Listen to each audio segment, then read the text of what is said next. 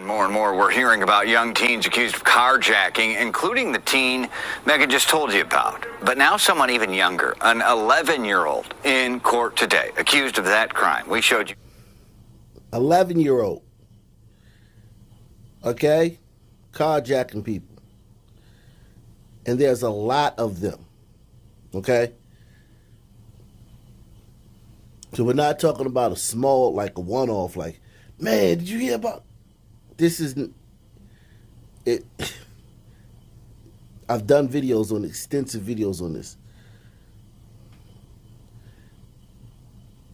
The OG carjackers are 16. Okay?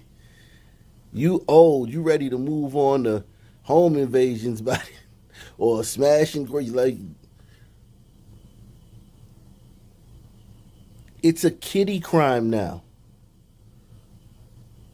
Carjacking is a kiddie crime. If you're getting in your car and you see some little kids walking up, and you look a little rough,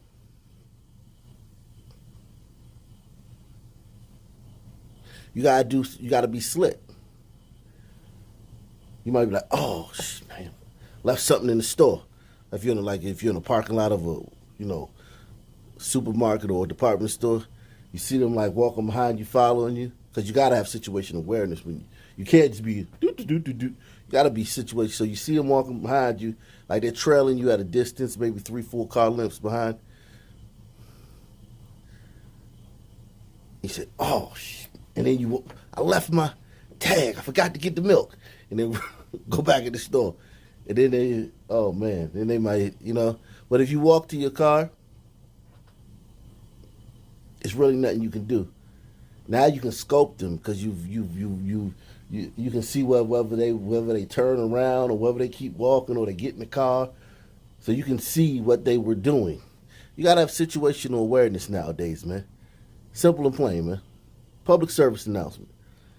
More and more, we're hearing about young teens accused of carjacking, including the teen Megan just told you about. But now someone even younger, an 11-year-old, in court today, accused of that crime. We showed you this unbelievable video back in November of the crime itself. CBS 2's Jackie Kostick is live at police headquarters. Jackie, you spoke to the victim of that carjacking. Brad, I did, and that victim tells me that she really appreciates that the Chicago Police Department kept in constant contact with her since that carjacking happened in mid-November. Now, that 11-year-old appeared in juvenile court this morning and was placed on electronic monitoring until his next court date next month. Listen, man, if he was 21, they would have done the same thing. If he was 31, they would have done the same thing. If he was 41, they would have done the same thing. So it's not like in the old days where you would be like, okay, well, they sent him home with an electronic monitor, ankle bracelet because he's 11. No, if he was 21, 31, 41, they did the same thing. And make sure you check out the merch I got. I got hoodies. I'm coming with all types of stuff in the future, but I have hoodies right now. They're awesome. They're flying off the shelf. Salute to everybody who got one. Salute to Mac Knight. He got the first ever customer at Ock Nation store. Link is in the description box. Get your Ock Nation hoodie. Once you're wearing that, you don't even have to tell them nothing. They already know. They already know what you're thinking. They already know your mindset. You won't even have to say anything. They'll know where you stand. So make sure you check those out. Quick, simple, easy. Go to the site, link in the description box. Brad, I did, and that victim tells me that she really appreciates that the Chicago Police Department kept in constant contact with her since that carjacking happened in mid-November. Now, that 11-year-old appeared in juvenile court this morning and was placed on electronic monitoring until his next court date next month. The kid stopped and looked at me, and my daughter looked at me, and I said, oh, God. And within 20 seconds, a kid walked up and pulled a gun out on us. More than 2 months of... Now, I told you guys, you see the red, I don't know what that is, but the red SUV, it's one of those mini SUVs, maybe a Kia or something, Sorrento or something, but that red SUV in the driveway, she saw the kids look at him in that car, in this black sedan that's driving past. And she said within 20 seconds, she had a gun in her face. My thing is,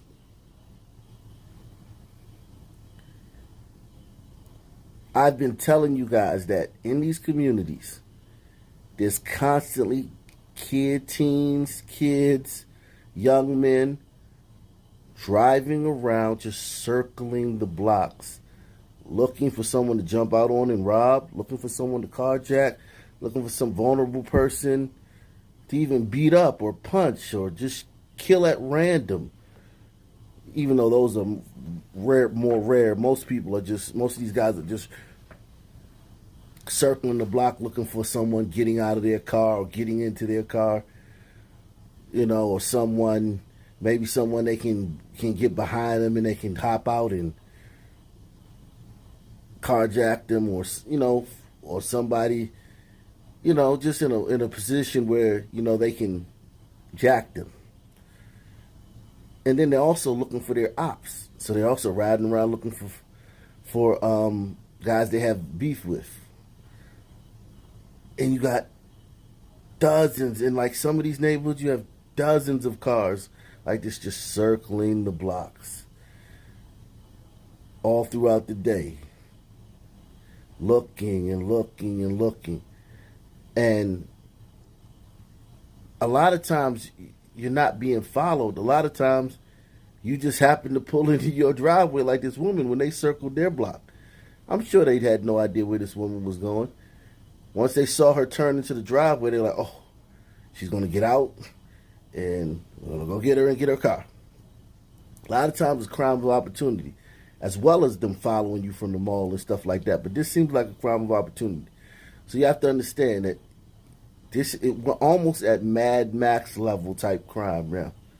You're just circling the blocks, riding around, looking for someone slipping. I mean, that's where we're at. The kid stopped and looked at me, and my daughter looked at me, and I said, oh, God. And within 20 seconds, a kid walked up and pulled a gun out on us. More than 2 months have passed since a 57-year-old woman and her adult daughter were carjacked and robbed at gunpoint in their Mount Greenwood driveway. The mother asked us not to show her face for fear of retaliation. It's just a shame that they're attracted to this type of violence. The image of all three offenders are still clear in the woman's mind. The two who approached first, and then the 11-year-old, something her mind still can't reconcile. He actually skipped like a child all the way up, like skipping, like a little, like young kids do. He's being a kid. I don't actually think he knew what he was doing or getting involved with. Her shock and fear have, for the most part, been replaced by sadness. But she says she has a real concern about young people not being held accountable for their actions. I believe they're being taught that they can do whatever they want and there's not going to be a consequence. With the judges, the prosecutors, and where are these parents? And the voters. Okay?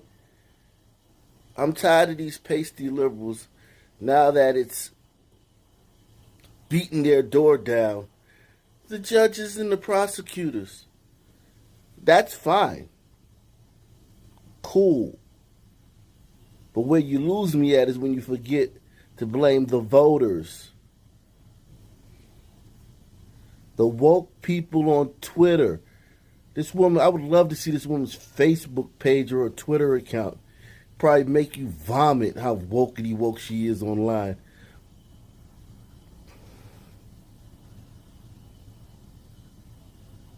These people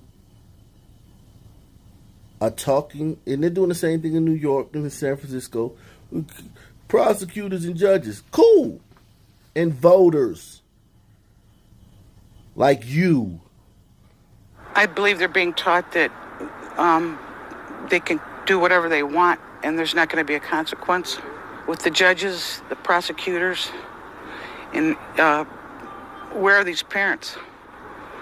I mean, how are they raising these children? While the car and many of their belongings have been recovered, there's one thing the victim says she hasn't been able to regain. I'm just very cautious of anyone anymore. I don't trust anybody. Now, when you say anybody, if you see a 70-year-old crouching tiger woman coming towards you, you feel self-conscious. If you see an 18-year-old glider queen, you feel self-conscious. So anybody, right? Everybody makes you feel, a 64-year-old Sudman hunchback in a cane.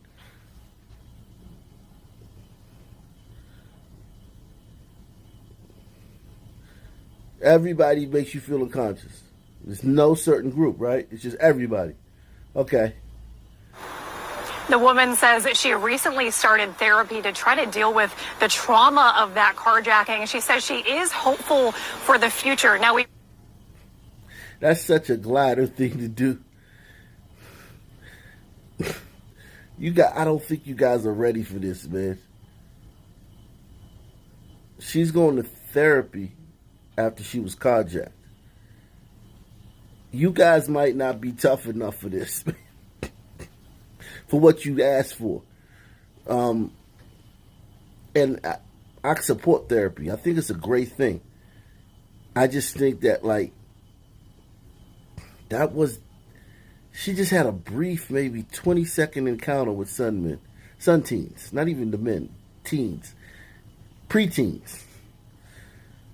And she's in therapy.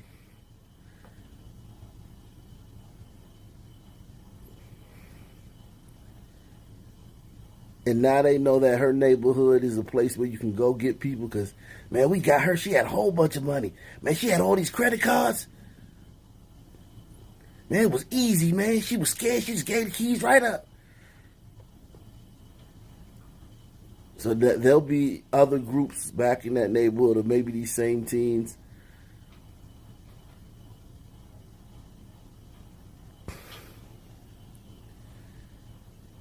And she's in therapy.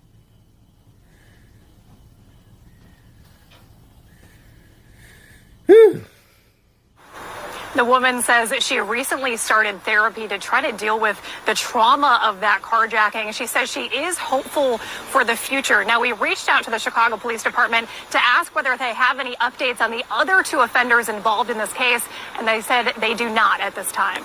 Jackie Kostek, CBS 2 News. And that carjacking was in Mount Greenwood. To find out how many are happening in your neighborhood, just scan the QR code right there at the bottom of your screen. It will take you to the carjacking tracker section of our website.